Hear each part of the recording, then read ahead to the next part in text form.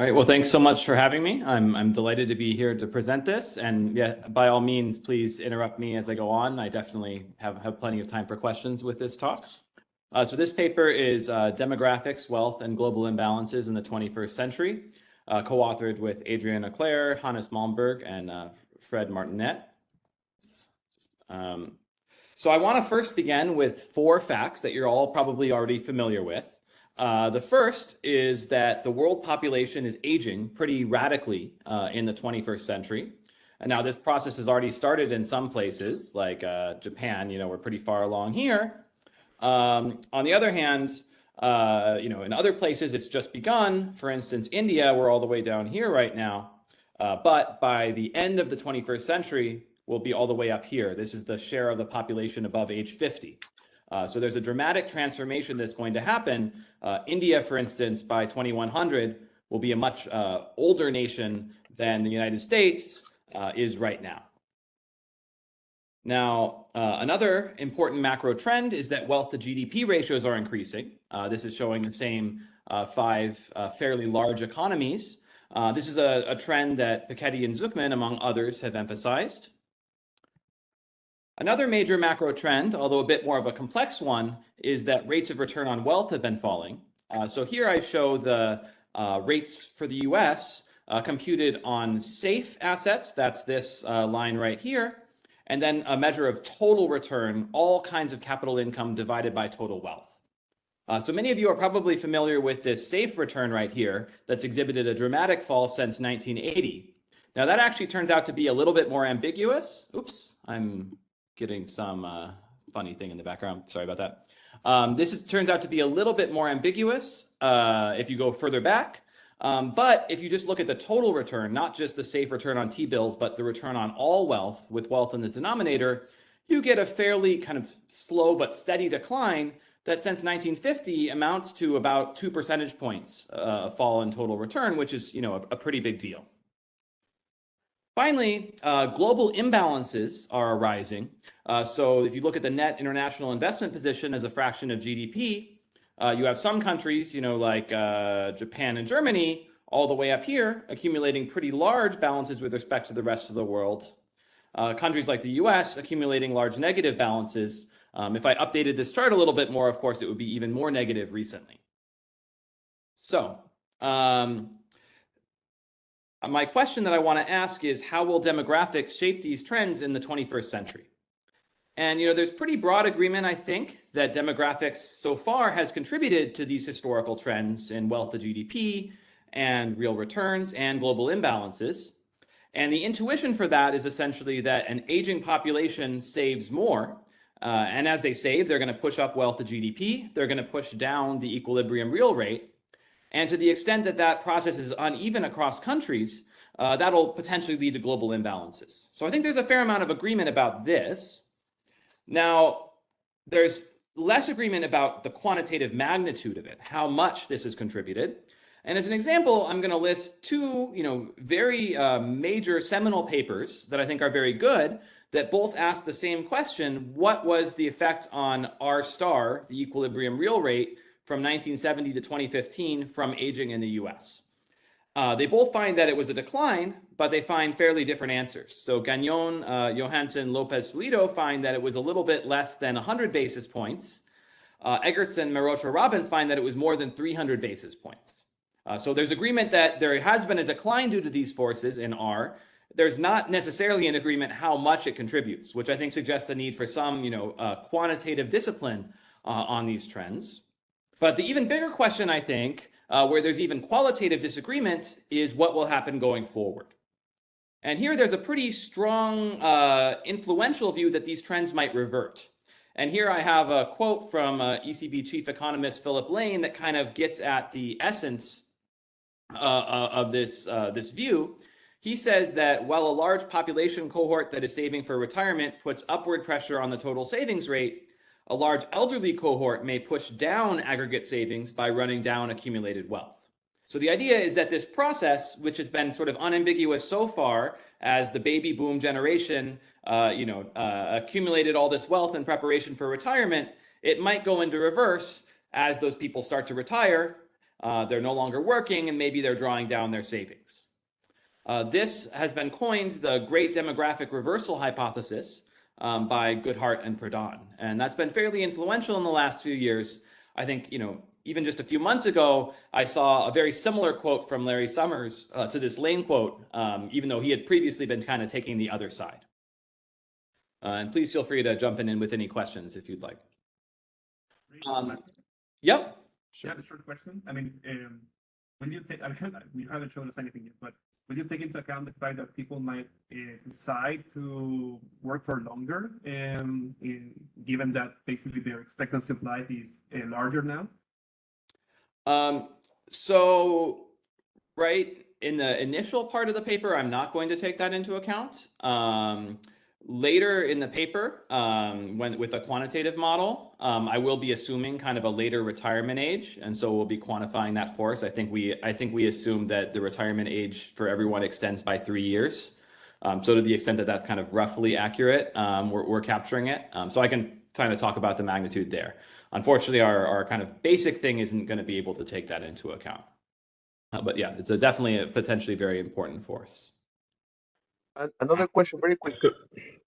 For those of us who are not insighted in this literature, what is the main disagreement between Gagnon and co-authors and Eggerson and co-authors? Well, I think to me, the thing that's so interesting is that there's not really a clear sense of what the disagreement is. There's nothing like there's no literature that's really tried to sort out these disagreeing quantitative claims, I guess just because the literature is young, which we saw partly as motivation for our paper. Now in our paper, we don't spend a lot of time on this kind of exact question, but deep in the appendix, we did do a decomposition kind of according to the framework I'll show you of the difference between the two. And it was due to a number of forces. I think the single biggest force may have actually been different elasticities of asset demand and supply, with a much lower elasticity in Eggertson, Marotra, Robbins, which requires kind of a larger real interest rate to equilibrate the pressure on the asset market. Unfortunately, I don't think I have that in the slides, so I could dig it up later so I could remember the exact numbers. Another source of difference is that in general, neither of these papers is exactly matching this key statistic that I'm going to call the compositional effect.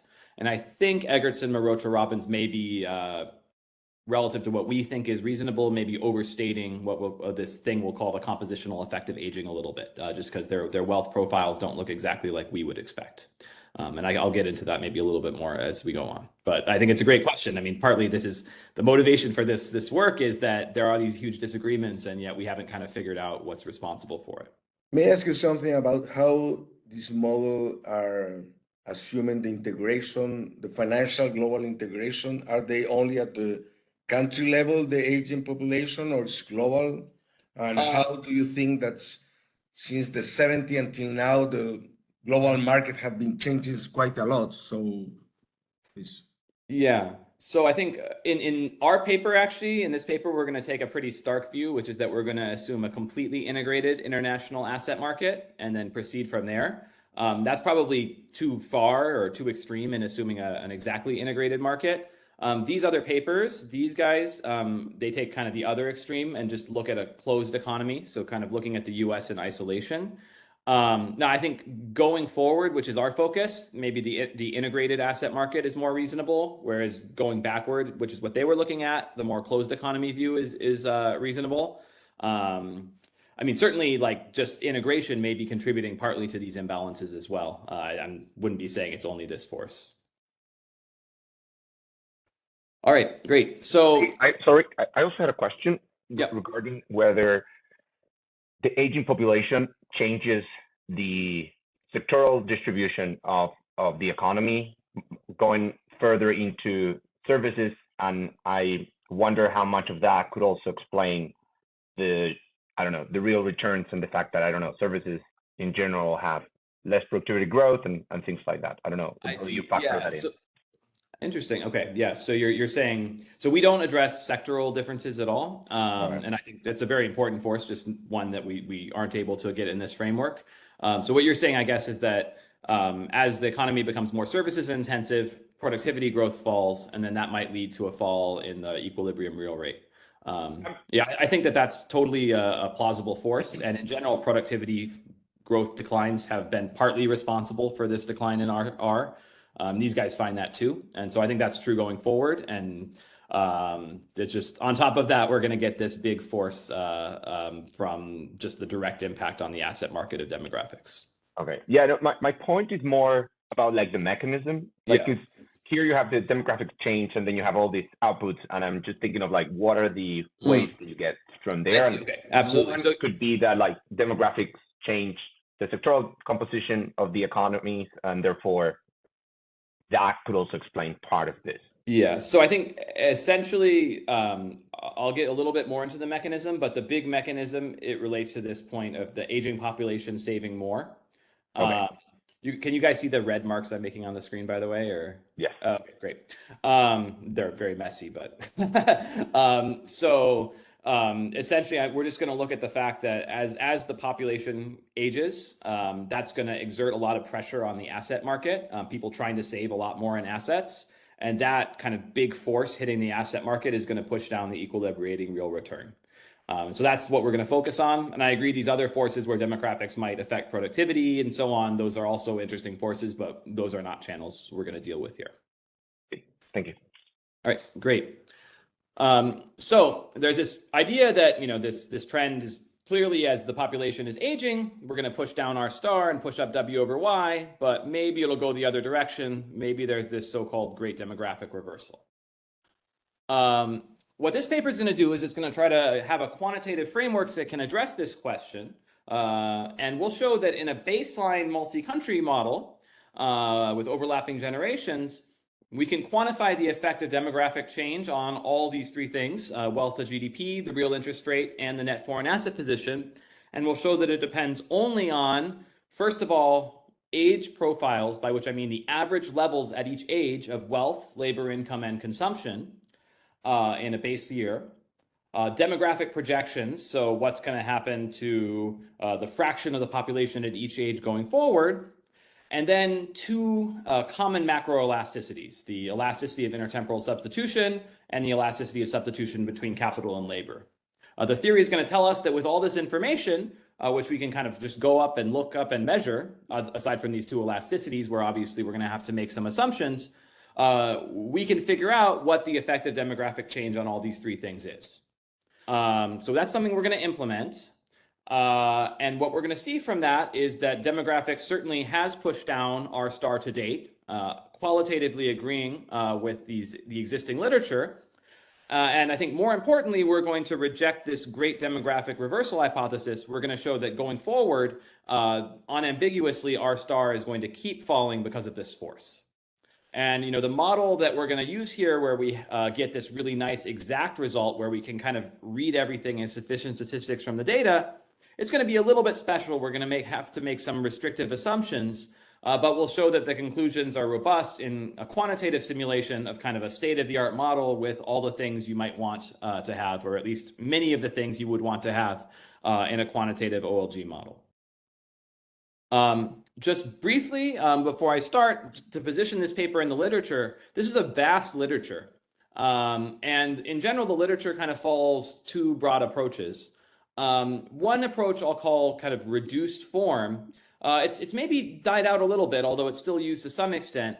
This was an idea where a lot of people performed so-called shift share exercises, where they say they took the average level of assets at each age, they varied the composition of the population, and then they kind of projected sort of naively in a reduced form way how, as a bunch of people move from being 20-year-olds to 50-year-olds, the average level of assets would change. And they did that for assets, they did that for savings rates, they did that for labor supply, and so on. And this was a very influential literature, but it wasn't totally theoretically grounded. And as a result, I think it kind of died out a little bit. Now, the alternative approach was sort of the structural approach, where we have fully specified GE OLG models. And I think this is the more modern way to deal with these kinds of forces. And then people use this also to look at wealth, interest rates, and global imbalances or capital flows. And what I'm going to argue is that our baseline approach is a sufficient statistic approach that bridges the gap between these two things. So we have, a well-specified structural model, but at the end of the day, that model is going to tell us that the answer is given by a fairly simple ratio of 2 of these shift shares, so that we're not doing something too different from what these reduced form people were doing before. All right, so on to the baseline model. Now, this model is going to be relatively simple, except for the household side. So what I'm going to do is I'm going to try to define all the non-household stuff on the first slide, and then talk about the household side on the next slide. So it's going to be an OLG model. There's going to be demographic change as the underlying sort of shock process. And there's going to be multiple countries in this model facing a common real interest rate. So this is the assumption I mentioned, where we're kind of taking an extreme stand and assuming going forward that we have an integrated world asset market. Now, one little game I'll be playing here is that I'm going to highlight in red the assumptions that you might not be happy with, that are kind of needed for analytical tractability to get this clean sufficient statistic result. All of these are going to be relaxed later in the quantitative model. So on the demographic side, we allow for a lot of generality in having a time-varying sequence of births, which can be essentially anything. On the other hand, we assume that demographic change is coming through changes in fertility rather than changes in mortality. And of course, in practice, it's coming from both. People are having fewer kids and living longer. Going forward, the single biggest contribution to an aging population is going to be the collapse in fertility. So, I mean, if we're going to allow for any one thing, I think this is a good place to start. But obviously, this is restrictive since mortality does matter. And so that's something we will add on later. On the production side, we have sort of everything is completely standard. We have an aggregate production function. It takes in capital and effective labor with some local elasticity of substitution. This effective labor is going to be an aggregate of the individual labor contributions from all the different households in the model. We're going to assume that in the background, there's a constant growth rate of labor augmenting technology. So we're not going to look at shocks to this productivity growth rate. Obviously, that again, is, as people have already mentioned, is another potential source of changes in R star. And then we're going to assume, since we're interested in the long run, free capital adjustment. We're also going to assume perfect competition, so we're not going to think about markups. Although the theory can be extended to deal with markups. So if you want to talk about that, maybe we can chat a little bit about that later. Finally, on the government side, the government has to satisfy a flow budget constraint where essentially it has some exogenous spending, that it has some transfers to people. The average level of transfers is going to depend on the age of people in the economy. And the number of people that are of that age will determine the total expenditure. We're going to assume that it kind of scales those expenditures with the average wage. It has to service its debt. It has to, it can raise new funds by issuing more debt. And finally, it raises income by levying a tax on labor. Now, the government, of course, could satisfy this budget constraint in many ways. In this baseline, I'm going to assume that it keeps the transfer schedule and the tax rate constant, that it doesn't change those, and that instead, as there's pressure on the budget from an aging population, the government has to make a lot of transfers to the olds for their pension payments, and that's outpacing the income tax receipts it's receiving from the young. I'm going to assume for now that it's going to balance the budget by changing G, kind of the overall exogenous spending, not by changing taxes or transfers. And obviously this isn't realistic. This is another one of my red assumptions that I'm going to relax later on and show why ultimately it's in my baseline it's not going to matter too much. In a country like the US, I would interpret this balancing the budget by changing G thing as saying, we're going to pay for Social Security by spending less on aircraft carriers or something like that. One margin of adjustment, certainly not the one that's maybe going to be able to take it all. Any questions about all this so far? Okay, so this is essentially, demographics, the shock process, production, and the government. And then finally, I'm going to get to the household side, which we're going to allow to be pretty general. So we're going to allow for there to be sort of general heterogeneous agents. Here I'm going to show the decision problem of someone in any given cohort. And what someone does is that they maximize a fairly standard expected intertemporal utility. There are potentially arbitrary age-specific discount rates, and then people have a certain survival probability, this phi j, that gives the probability that they'll survive to a given age. And then the weight that they place on utility at that age is just beta j times phi j times a standard flow utility function. Then they have a budget constraint that essentially says, consumption and assets for tomorrow have to be less than their after-tax wage plus transfers, plus whatever they received on their savings from yesterday. So in many ways, this is quite general. We also have a borrowing constraint that scales up with productivity.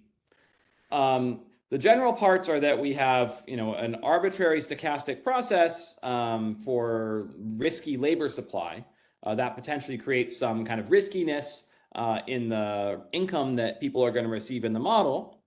We also allow for kind of arbitrary state contingent government transfers. That's general. The one not so general part about this is here at the bottom, which is that we're assuming that the only asset is annuitized. And by that, I mean that when people save for tomorrow, they either spend on consumption today or they save for tomorrow. Their savings for tomorrow, the cost of that savings is proportional to this probability phi j that they're actually still going to be alive tomorrow. So essentially, each period, everyone saves. The people who die, their assets vanish and are reallocated to the people who survive, which means that the cost of saving for tomorrow is only proportional to the chance that you're going to survive. This assumption of annuitized wealth is fairly common in kind of baseline life cycle models, but of course it's somewhat restrictive. Again, here we're doing it for analytical tractability, and we're going to change it when we get to the quantitative model and allow for sort of a mix of intended and unintended bequests. Any questions here? I have one very quick. Given that implicitly you're going to be talking about R star, shouldn't you guys think about a utility function that accounts for the equity premium?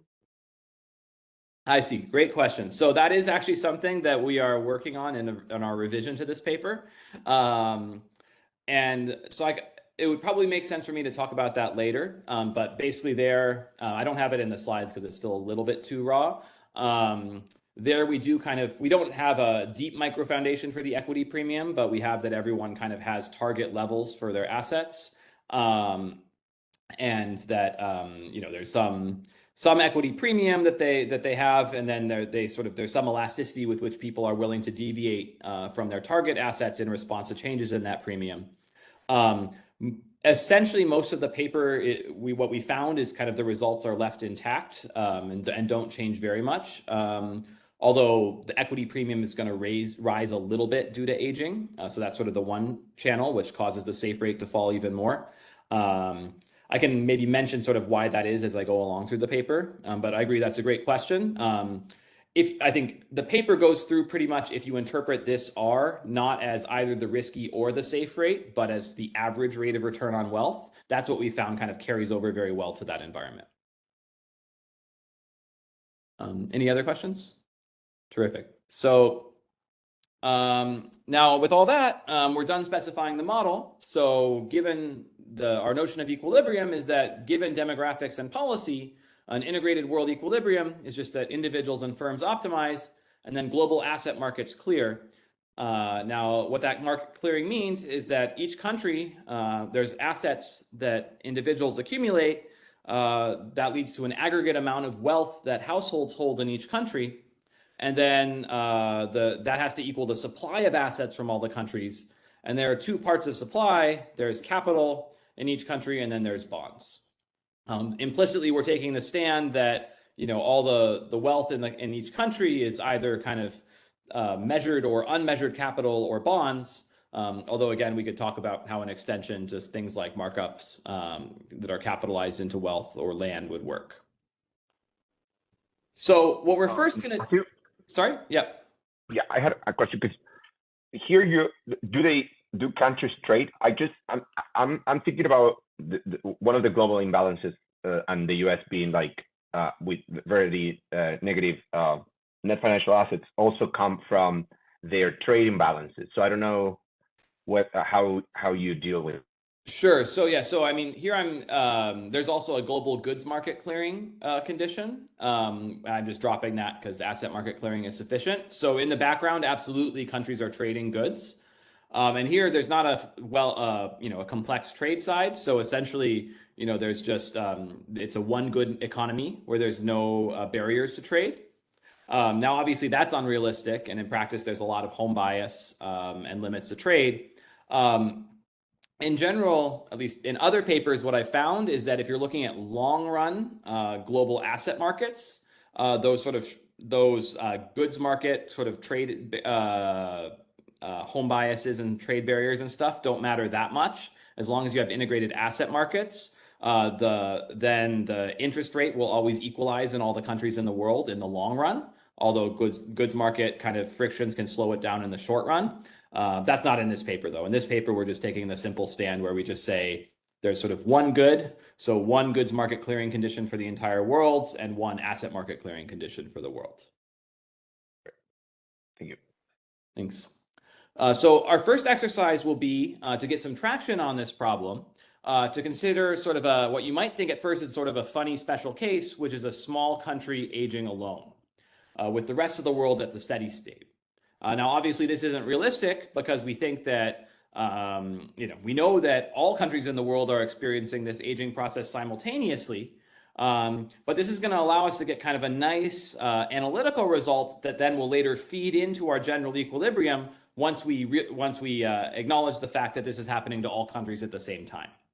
Now, in particular, what this exercise is going to do is, because only one small country is aging alone, and we're going to evaluate things on that basis, we can hold the real interest rate constant, essentially, because the real interest rate is set by the world, and if the world is at steady state, R will be constant.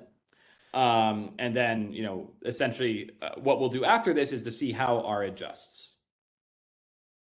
So in that world where we have a small country aging alone, sort of a small open economy aging process, then we have a pretty nice, what I'll call sufficient statistic result for the wealth to GDP ratio of a country. And this says that wealth to GDP for the country will evolve as the ratio of two so-called shift shares.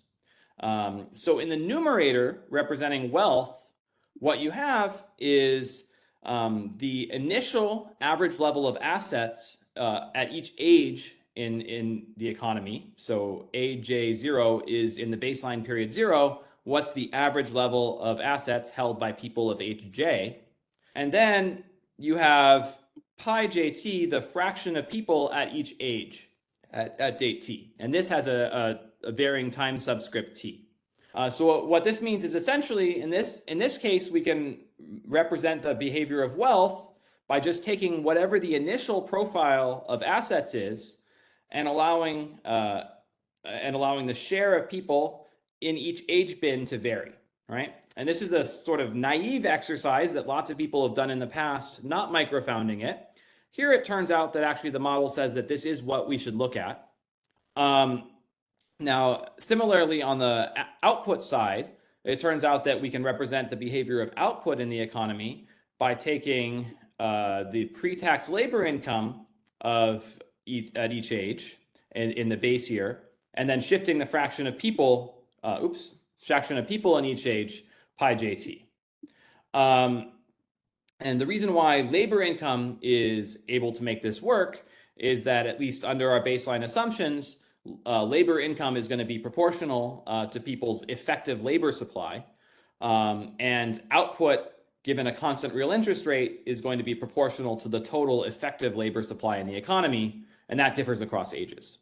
So this is sort of a very potentially tractable way to predict the behavior of wealth to GDP given just population fractions or projections for what population will be in each age, and these pre-existing average assets and incomes by ages, which we can look up in surveys. Any questions right now? I have one. Mm-hmm. So far, the assumption is that the substitution between labor and capital is the same for all cohorts. Is that right? Yeah, so that all the cohorts kind of have the same perfectly substitutable kind of labor supply. Yeah. Have you thought about changing that parameter cohort by cohort? How is that going to affect the sufficient statistic? I see.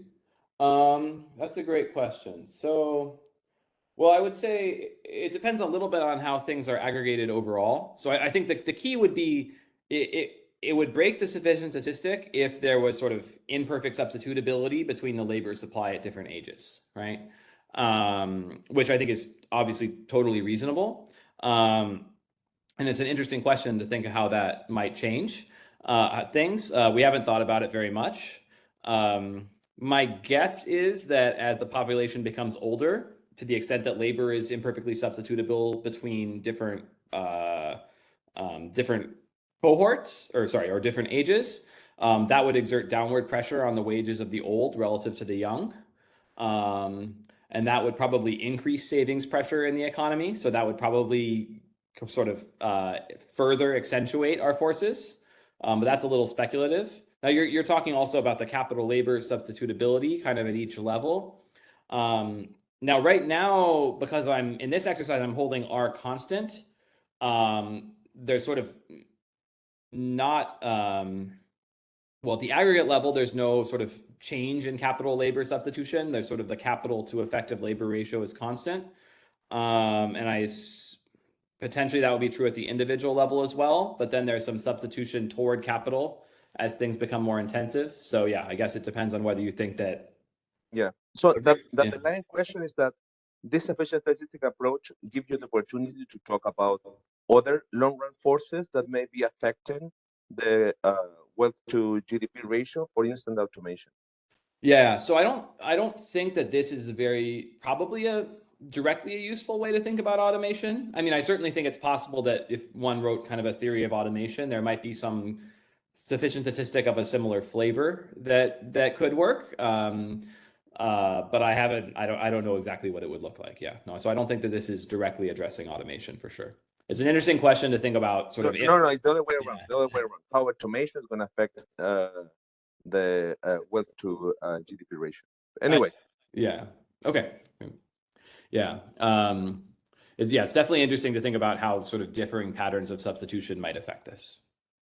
So often we're going to speak because the theory works a little bit better in logs of changes in log wealth to GDP that are implied by this. So the change in the log wealth to GDP ratio implied by this is, of course, just the change in the log of these two of the ratio of these shift shares at different dates.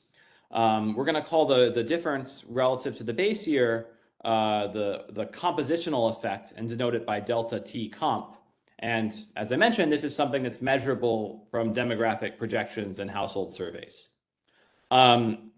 Now, a lot of times, people at this point will ask, where I'm kind of putting the rabbit into the hat, so to speak. What is the trick that's allowing this result to happen? And essentially, the trick is pretty simple. It's just that the way we've written the model, demographics do not affect the individual decision problem, right? So changes in fertility are changing the composition of the population, but that doesn't affect the individual decision that someone's going to make throughout their life. And of course, the assumptions we made were crucial in doing that. For instance, by ruling out bequests, we removed one way that kind of demographics affect intergenerational linkages and thereby individuals' lifetime prospects. By assuming that the government adjusted government spending rather than taxes, we knocked out something else. And then finally, by assuming constant R, we got rid of sort of a key general equilibrium force through which this matters. So the constant R is something that after I implement this, I'm going to relax and show how R adjusts. The other assumptions I made, we're going to relax in the quantitative model and sort of see the difference they make. But the summary as of now is that it's going to turn out that this one simple force is kind of overwhelmingly the most important in determining pressure on the asset market. All those other simplifications, aside from constant R, which is a big deal, all those other things are sort of less important than this one big sufficient statistic, which matters a lot. So now I'm going to go to try to calculate this in different countries. So measuring what I call this compositional effect. And I should say we call it the compositional effect just because this is the composition of the population that matters. Essentially, we're holding the assets and labor income at each age fixed and just varying the composition of people across the different age bins. So what we're going to do is we're going to measure this for 25 countries. For the most part, these are kind of a lot of countries for which data was readily accessible, plus China and India, which just seemed too important to ignore in terms of their share of the global economy going forward. Unfortunately, I don't think that Chile was one of the 25 countries, so maybe there's room to add that. And we're going to use the UN's 2019 World Population Prospects to get the age distributions over individuals that we'll predict. This has recently been updated, actually, and as fertility is cratering almost everywhere, our results would probably get more larger and more extreme as we update the projections for this. For the assets and labor income profiles by age in our base year, we have to take things from a variety of sources that are kind of country specific. So in the US, we take this from a mix of places, the Survey of Consumer Finances for assets, the Current Population Survey and Luxembourg Income Survey for labor income, and then some additional stuff to include defined benefit pensions and wealth. We make sort of similar decisions for all the other countries in the sample. There are obviously a lot of kind of details involved in doing this. One of the details that I was most worried about up front was that we have wealth at the household level, and then we have ages are at the individual level, right? And ultimately, our theory is written at the individual level where everyone has an age.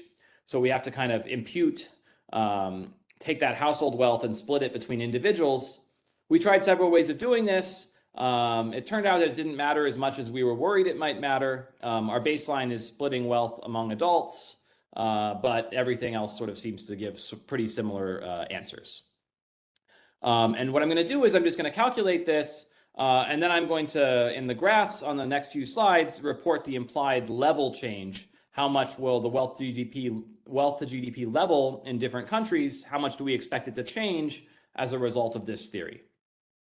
Any questions here? All right, so if you do this for the United States from 1950 to 2100, you get the following results. Going forward, this depends on which fertility scenario you choose, the UN's low fertility scenario or high fertility scenario. No matter which fertility scenario you pick, though, there's an increase, a fairly sizable one. In their baseline scenario, you get an increase in wealth to GDP of about 140 percentage points, which is a really big deal because it starts at around like 450. So this is almost a 1/3 increase in the wealth to GDP ratio. And if you have low fertility going forward, which given recent developments looks maybe even more likely to happen, you get an even bigger increase. So these are very large numbers. This is why I sort of said this is sort of a big thing. It's going to turn out to be kind of a dominant force to look at. Another interesting thing you could do is to run the exercise backwards. So you can start in 2016, which is something. How do you include immigration, or how that will change everything? So that's a good question. So here we're actually just using the baseline population projections. And so those use everything. Like those are taking into account the UN's prediction of migration going forward. Now, the theory itself is not specified with migration. So we can't, if there is migration in the model, this exact sufficient statistic result wouldn't hold anymore. So, you know, that's why I don't want to say that the theory of migration is totally covered here, like it would be in the quantitative model. But to the extent that immigrants hold similar levels of kind of wealth relative to their income as people who were born in a country, then it shouldn't change things too much. But yeah, so this is, I think there would be even more aging, say, in the US if there wasn't immigration. So this would be even higher, say, if immigration slowed down. If there was an acceleration in immigration, it would be lower. Great. So this is, so you can run this backward potentially, and then you also get that this was a pretty big, but less big effect going backward. That, you know, if you run the clock from 2016 to 1950 or so, that it's almost 100 percentage points of wealth to GDP. Now, just to give you a sense of the magnitude of this is roughly the same magnitude as the actual increase in wealth to GDP. If I just plot the data since 1950, this is not to assert that there's a causal relationship where the entirety of the increase in wealth to GDP in the data was caused by this compositional effect. In fact, our theory would say that it was not, because the aging is going to be partly undone in general equilibrium by the real interest rate, which is going to shrink this effect. And you can kind of see that obviously aging is not the only thing going on here, because the data is moving kind of decade by decade in a fairly different direction. But to give you a sense of magnitude, this is a big magnitude, right? This effect on its own is kind of similar to the big increases in wealth to GDP that we've seen in countries like the US. And, you know, some people worry that this is vulnerable to, you know, which base year you pick for these profiles of average assets and labor income by age. I think at one seminar, someone made fun of me and said that, oh, you know, young people like me think that old people are rich, but it used to be that old people weren't rich, you know? It turns out that things are fairly similar no matter which base year we pick, although they vary some. So in that sense, this is pretty robust. So where do these large effects come from? For now, I'm also going to keep looking at the US example, and then we're going to see what the numbers look like for the world as a whole. So in the US, I'm first looking at the numerator of my sufficient statistic. And I'm looking at first the gray bars here are the fraction of people at each age, the age distribution in 2016. And then this black line right here is the average level of assets held at each age. And the really key part about this graph that I think is important to take away is that this average level of assets does not really decline. It kind of plateaus at retirement. And this is something that's pretty common throughout the world. In some countries, it falls some, and there's certainly lots of heterogeneity under the surface. You know, some retirees do deplete their assets while some kind of keep getting richer. But overall, nowhere in the world, as far as I know, is there a huge fall. Because, you know, some theories would predict that you would go all the way down here, you know, that you would just completely deplete your assets. And we never see that pretty much. And in the US, we just get this plateau. So what that means is, as we move a bunch of people from these younger ages, I'm plotting as the hollow bars, the 2100 age distribution, we're going to get a lot of people. Something here, here there will be a huge change if we believe that fertility is coming from immigrant, that's for locals. Sorry, you mean why is there going to be this huge? You should observe this. A fall if you believe that the fertility is coming from for immigrants in the US and not from locals. Sorry, in this case, you should see that's a fall. Otherwise, what's happening with this money sometimes it doesn't disappear. Sorry, you mean that this profile will fall, or sorry? Yeah, my point is that if let's assume that's okay, locals, American, do not have any more children. Yeah. So in one moment, the rational should be a fall in one moment. Okay, you should observe that.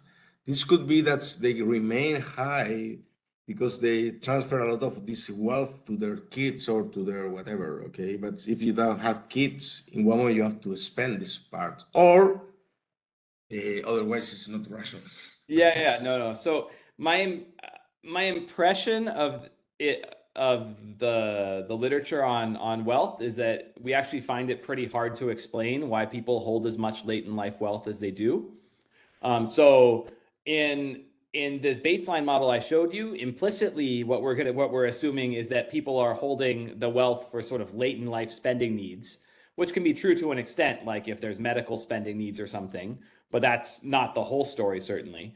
In the quantitative model, we're going to assume that most of it is coming from a bequest motive. And then, like you say, the bequest motive might go away if people are having fewer kids.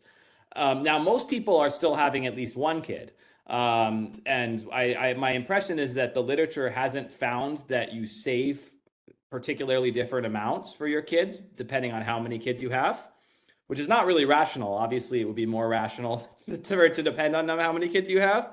That's generally my understanding is that that's not what is found, which is kind of an interesting fact. I mean, it could say that kind of people's utility from bequests is not literally kind of a utilitarian dynastic thing, but something else.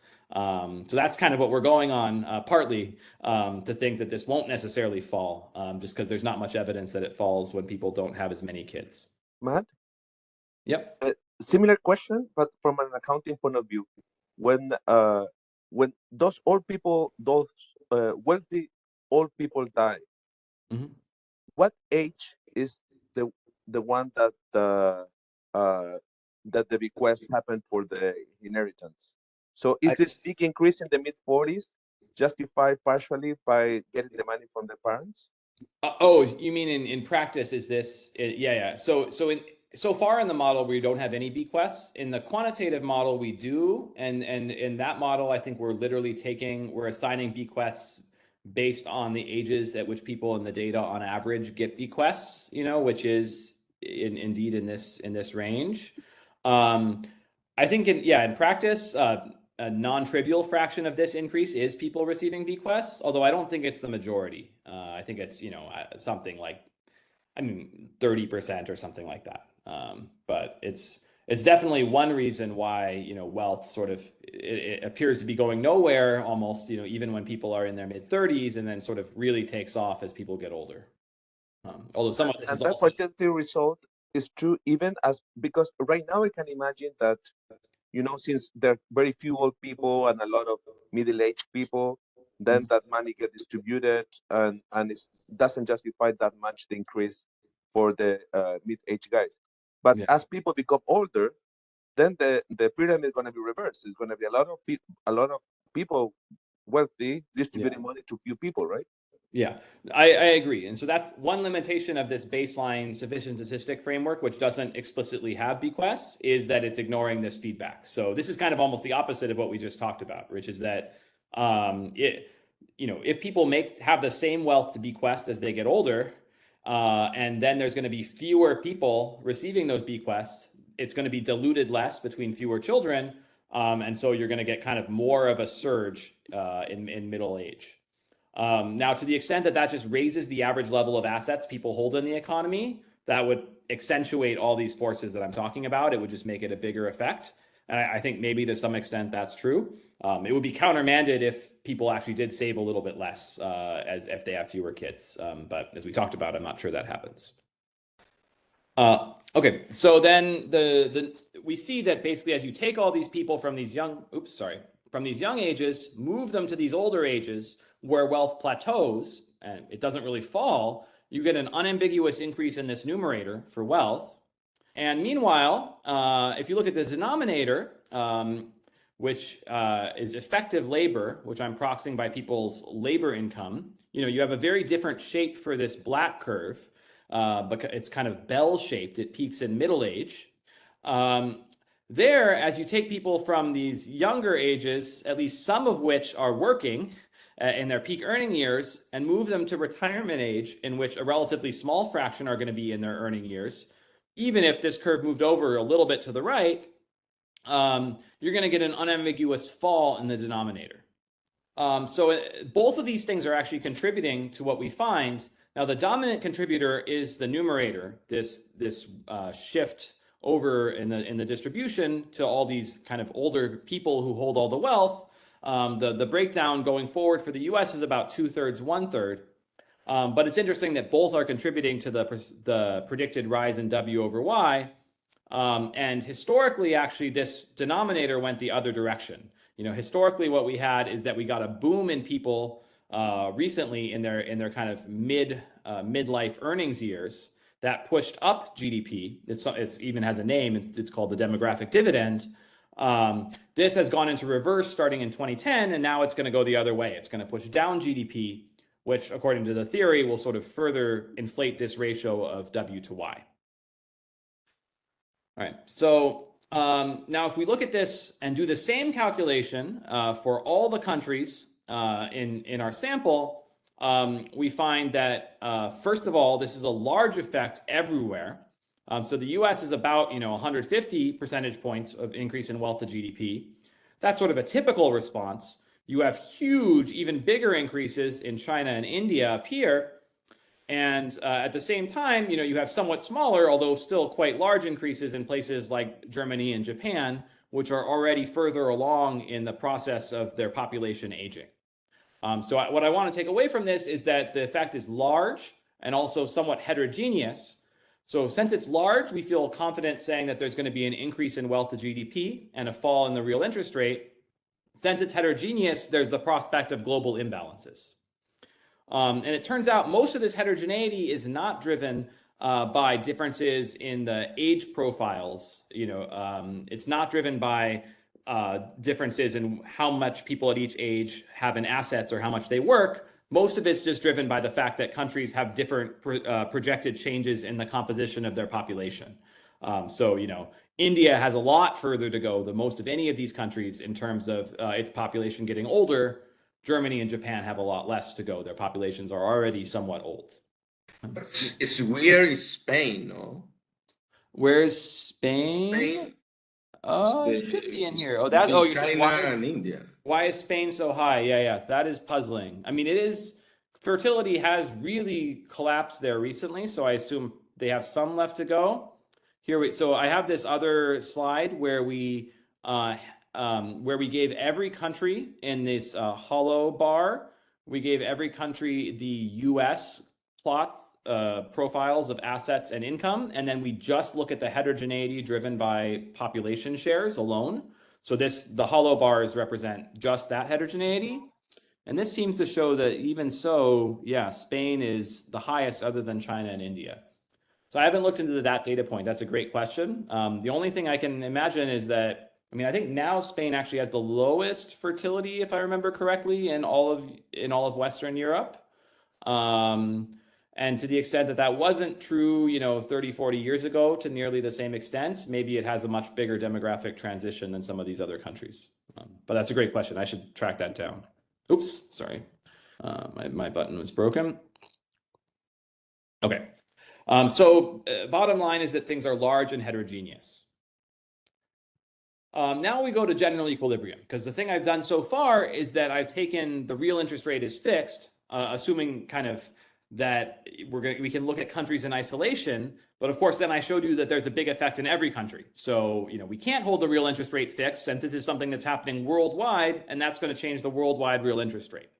So I want to now think about integrating these effects in general equilibrium. And the basic way I want to think about this is that at the end of the day, long-run world asset market equilibrium is the intersection of two curves. There's an asset demand curve that gives households overall demand for accumulating assets. So how much do households accumulate on average at each interest rate? And then a world asset supply curve, which says how much in bonds and capital is there in total at each interest rate. And I apologize that these curves go the opposite of the usual way you expect for demand and supply curves. That's because they're specified in terms of the real interest rate. So, households will demand more in assets. They'll accumulate more wealth as interest rates rise, and there will be less capital that firms want to accumulate as interest rates rise. So what's going to happen, and I should mention, by the way, that the slopes of these two curves correspond to what we'll call the semi-elasticities of asset demand and supply. How much does log wealth to GDP from households, or how much does log assets supply to GDP change as the real interest rate changes? And we have some formulas for those that I might briefly mention if I have time. But first, what happens? What does our theory say will happen in this world?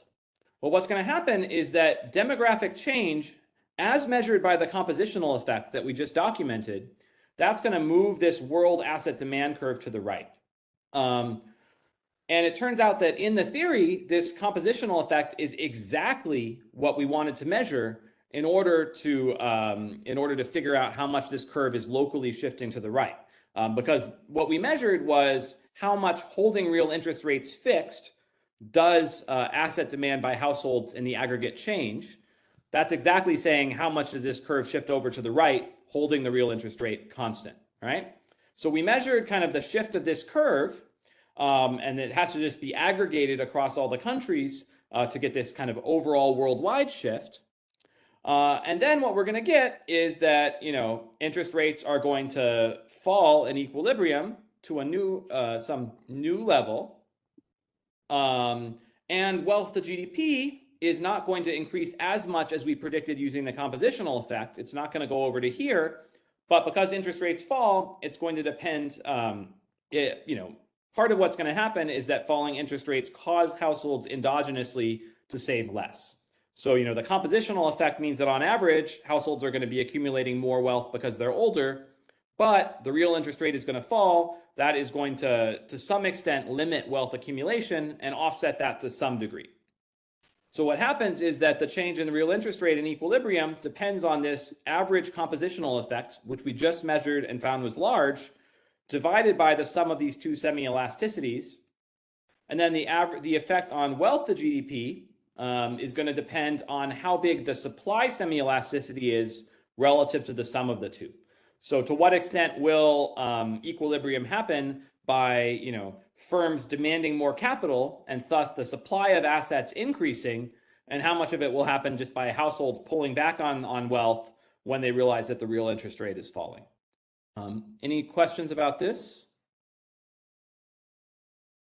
The G effect on GDP is not affecting the ratio much? Great question. So in our baseline, we assume Cobb-Douglas.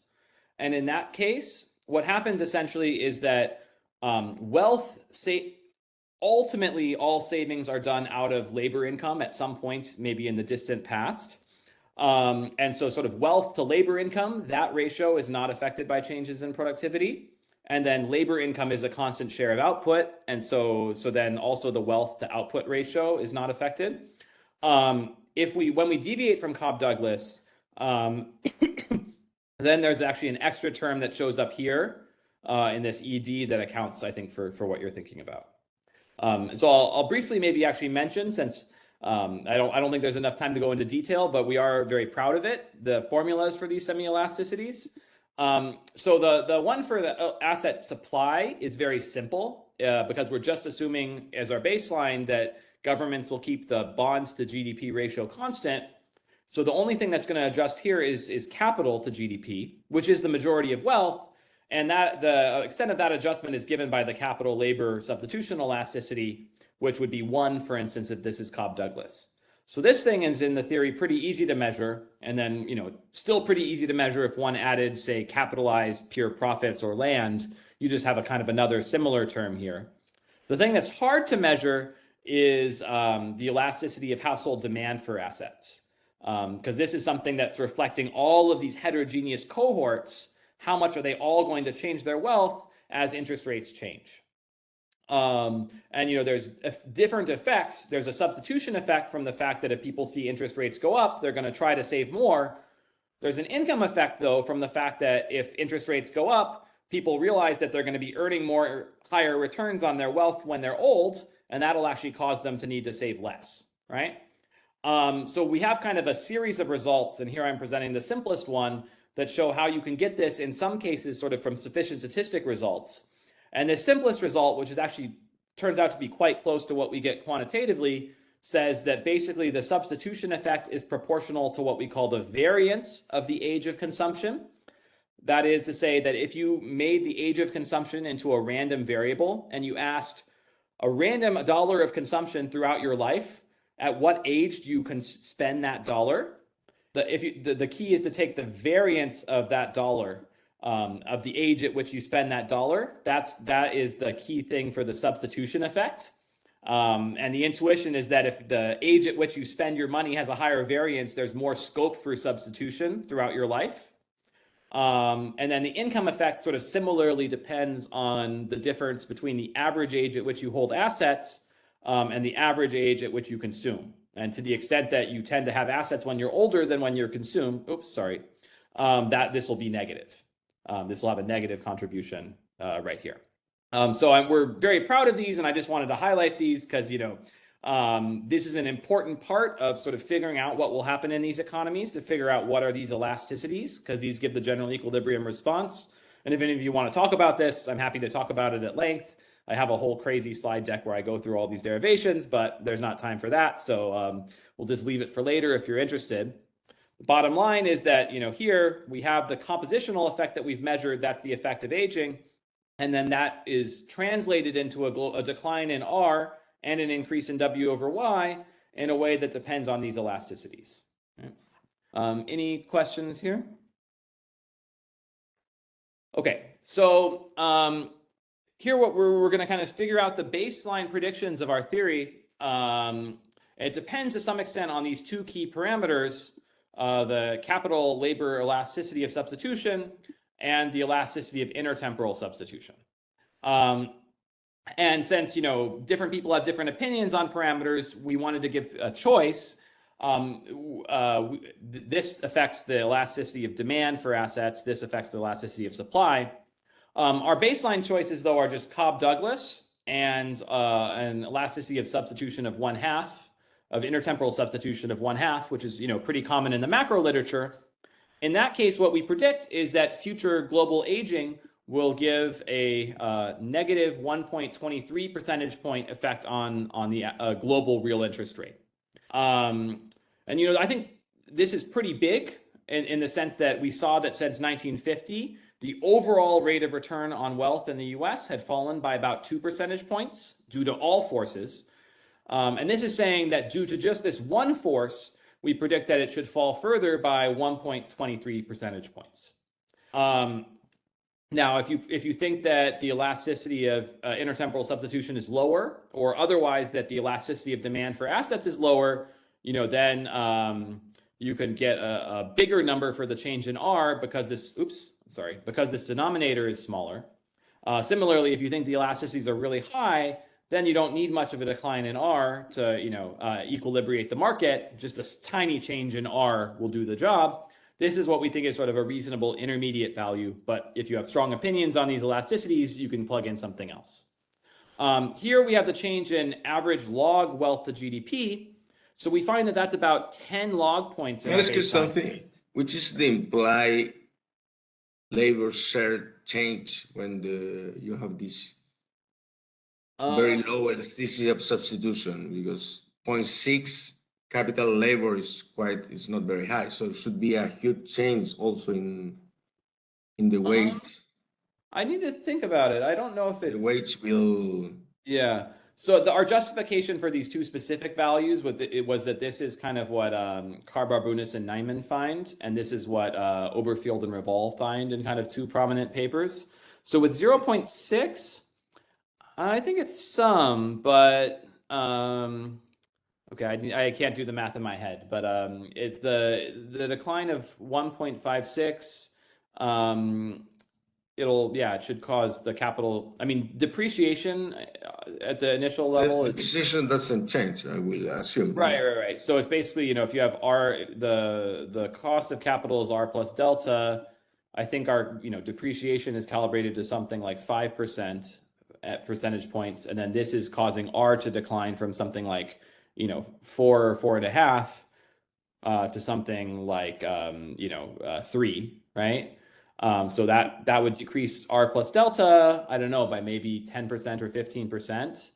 But wages should change quite a lot, no? Sure, yeah. Well, wages would change even if it's Cobb Douglas, I guess. But then, yeah, No. But that's the point is that the issue that the wages changes, and you have not Cobb Douglas that changed the labor share. In the case of Cobb Douglas, doesn't change the labor share. Yeah. So I would say that this, and that's by the way, that is accounted for in here. Like there's an extra term in ED that reflects that in our full case. So I think if this R plus delta, in this case, it declines by about 10-15%. My guess is that then that would translate, I need to think here, the 0.4, because this is 0.4 different from this.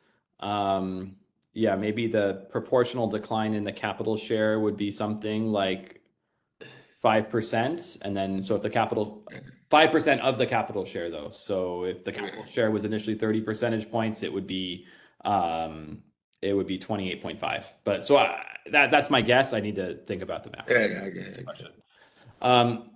So this increase in the average wealth to GDP, this is 10 log points. So roughly 10%. But this should be done proportionally if you're thinking about an individual country, say, to the actual wealth to GDP. So wealth to GDP starts at about 450%. So this is saying we're going to get about an additional 45%, which is another big increase in sort of wealth to GDP from almost 450% to about 500%. It's not as big as you might think, basically because our theory says that this e to the s is sort of smaller than this, so that the bulk of the adjustment is just falling on households cutting back on their wealth. And then we'll see in a second that the general model delivers fairly similar outcomes.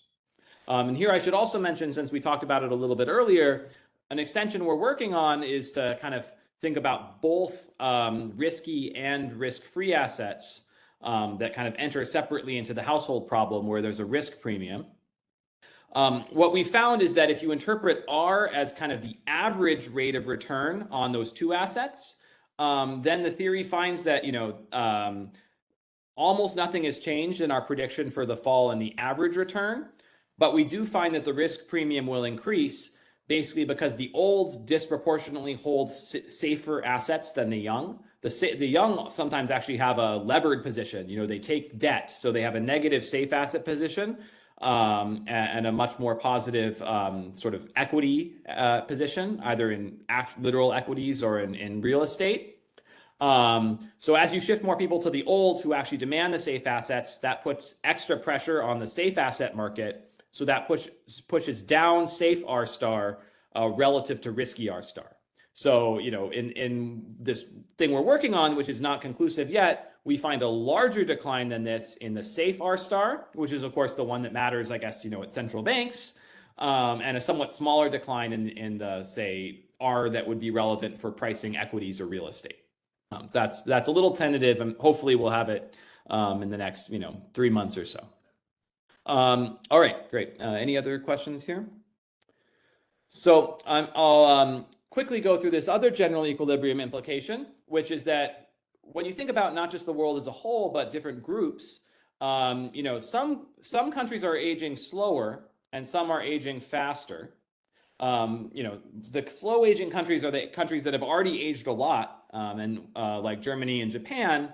The fast aging ones are like China and India, and apparently Spain, although I need to look into that more, that have a lot more population aging to go.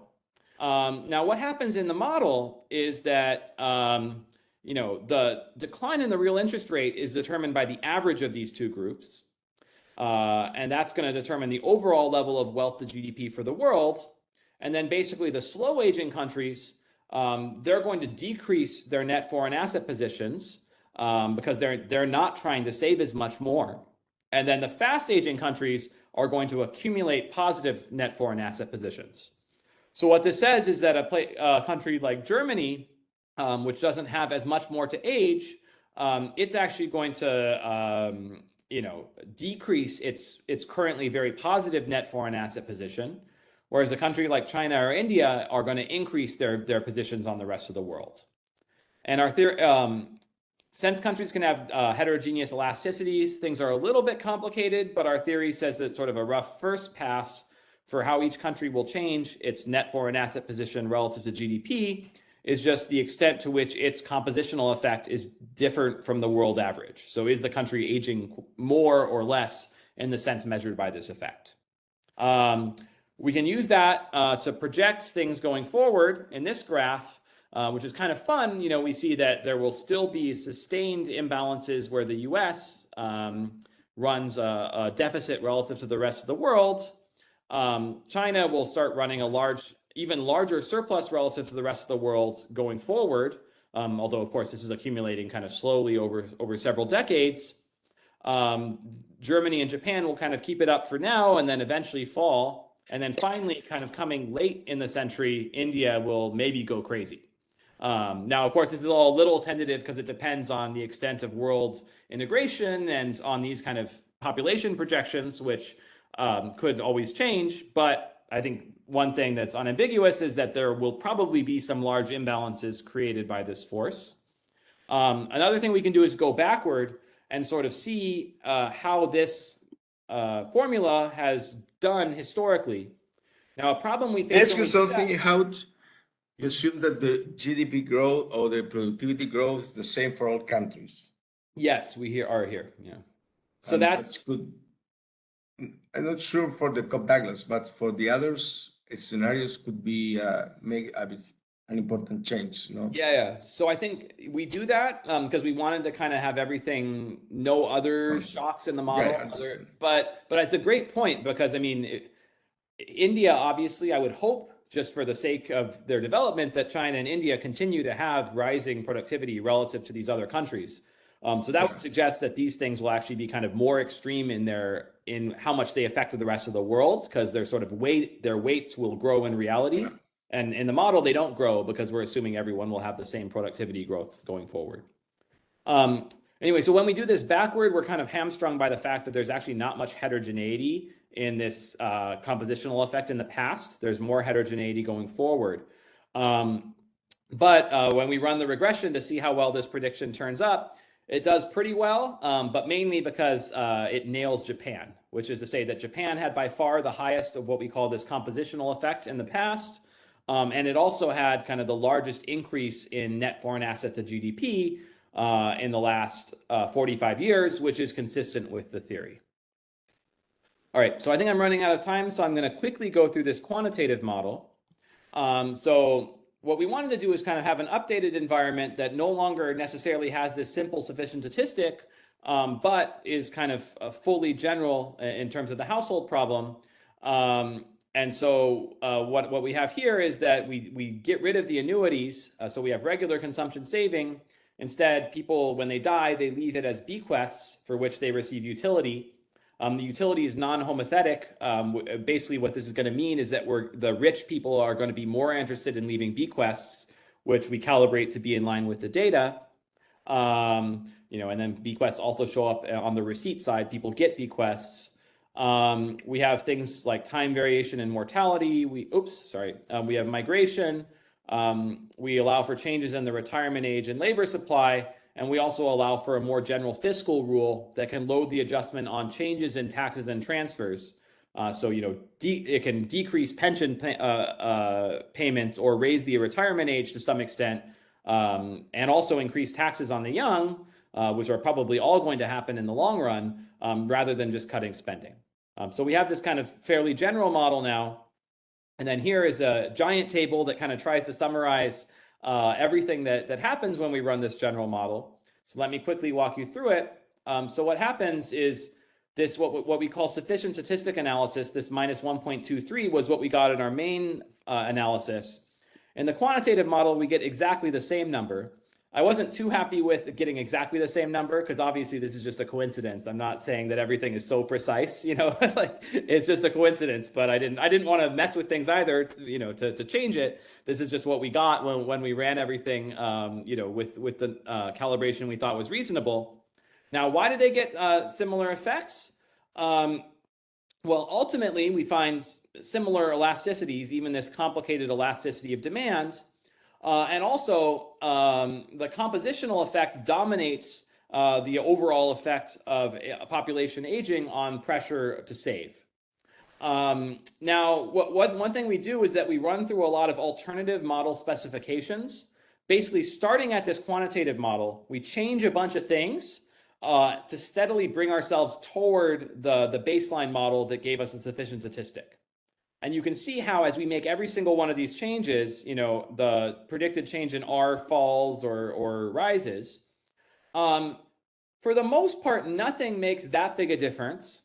The single biggest difference is the retirement age, actually.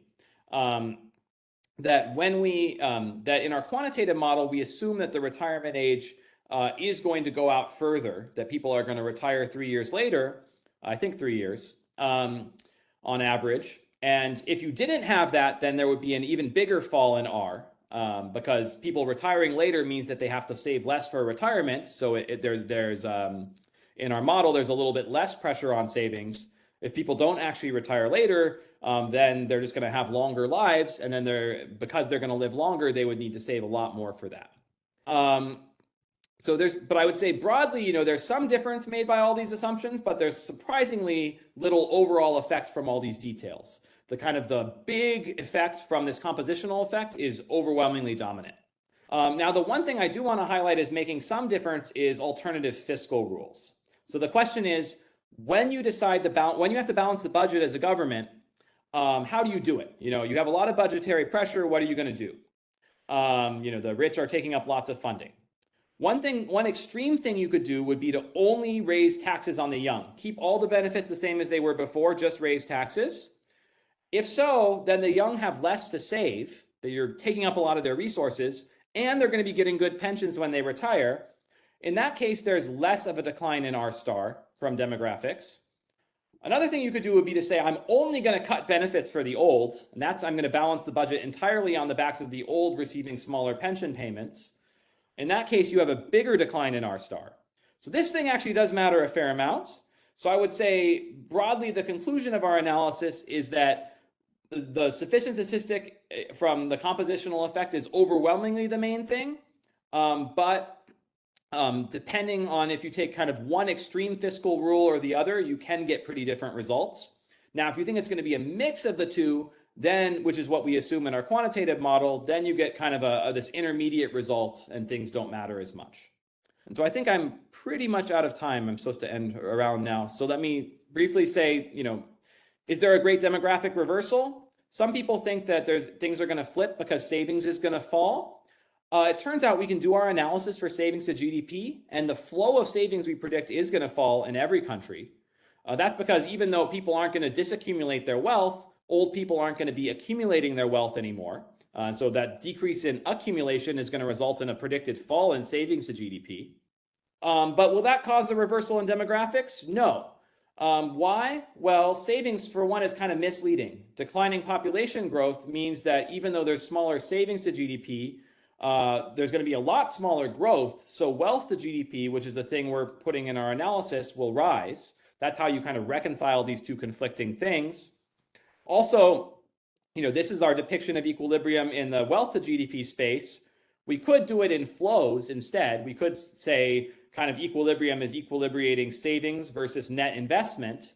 And then I think the thing that a lot of analyses are missing is the fact that even though savings will fall in this space, net investment will also fall because net investment depends on growth.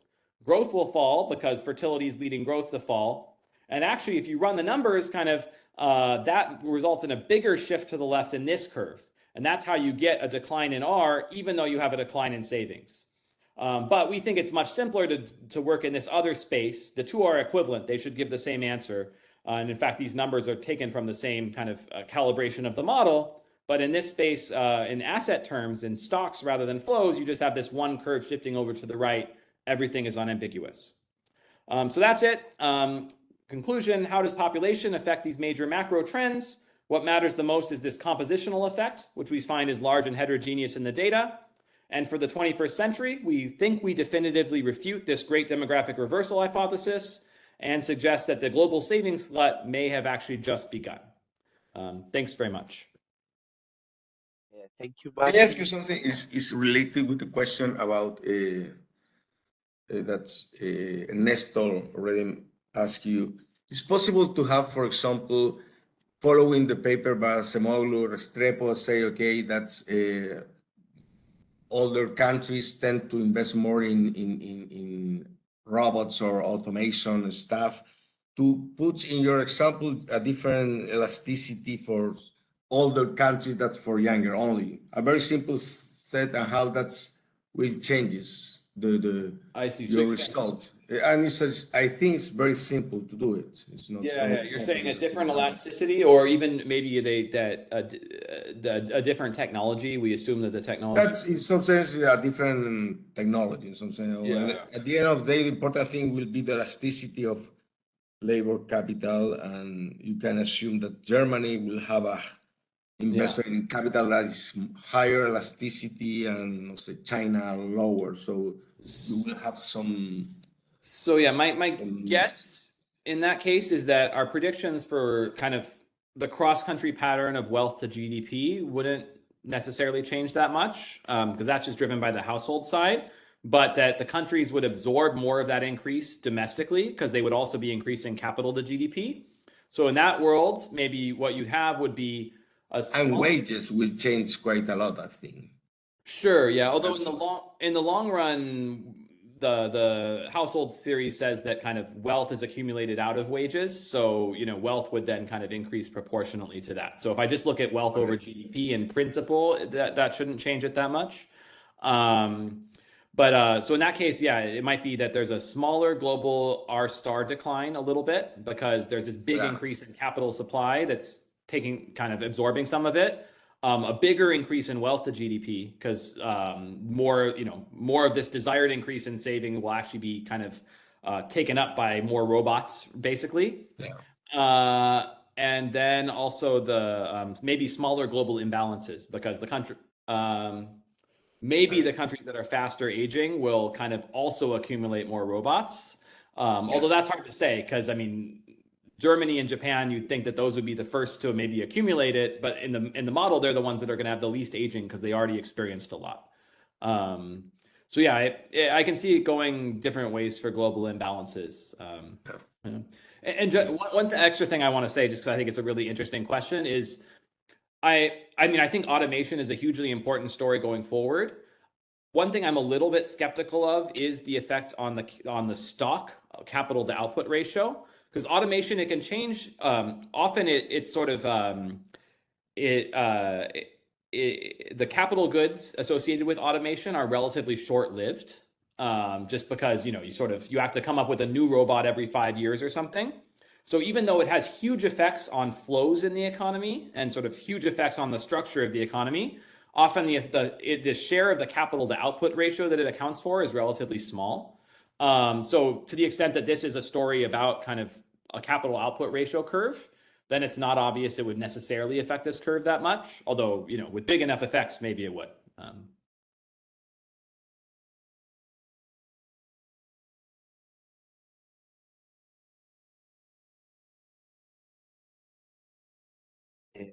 Enzo?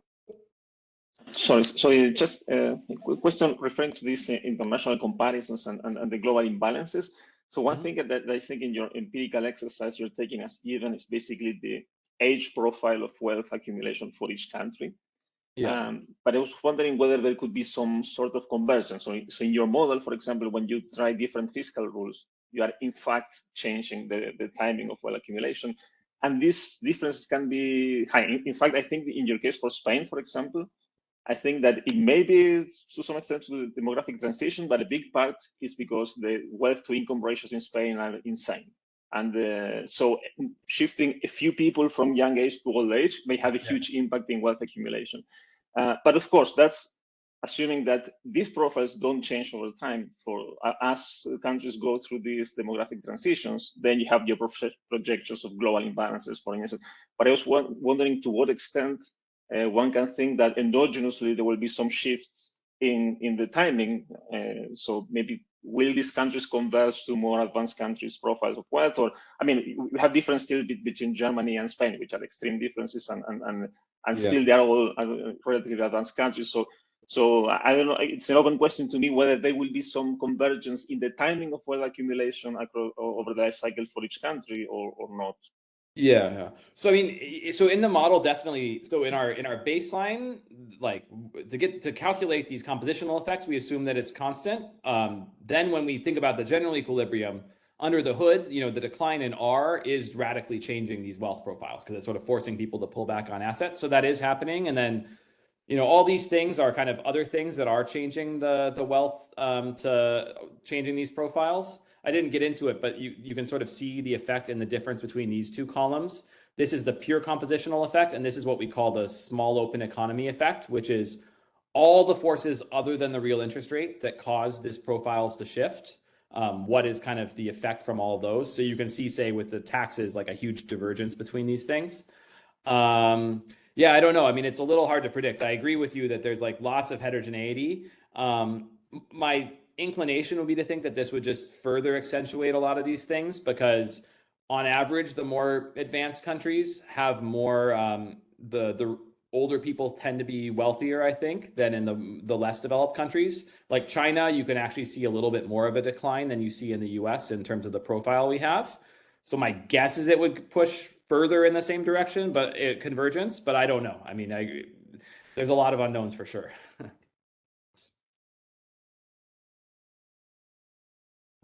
Any other questions?